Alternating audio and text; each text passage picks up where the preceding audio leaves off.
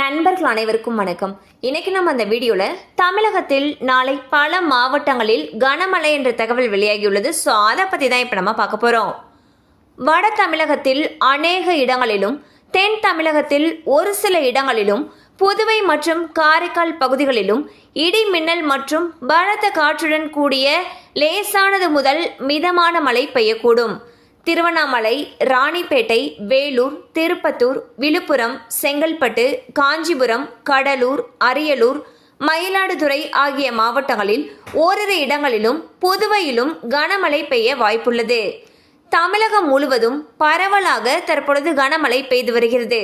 குறிப்பாக சென்னையில் மாலை வேளையில் திடீரென கருமேகங்கள் சூழ்ந்ததால் பகலில் அடித்த வெயிலின் தாக்கம் குறைந்து ரம்யமான சூழல் நிலவியது.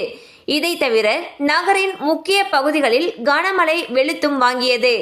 நாளையும் மழைக்கு வாய்ப்பு இருப்பதாக கூறப்படும் நிலையில் பள்ளிகளுக்கு விடுமுறை வழங்கப்படுமா என்ற எதிர்பார்ப்பு எழுந்துள்ளது.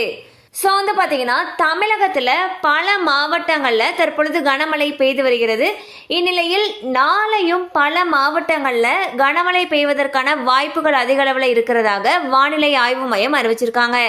கண்டிப்பாக அந்த அப்டேட் உங்களுக்கு பயனுள்ளதாக இருந்திருக்கும் நம்புகிறோம். மேலும் இது போல் அப்டேட்ஸ் உங்களை உடனே ரீச் ஆகணும்னு நினச்சிங்கன்னா நம்ம சேனலோட தொடர்ந்து இணைந்திருங்கள். தேங்க்யூ ஃபார் வாட்சிங்.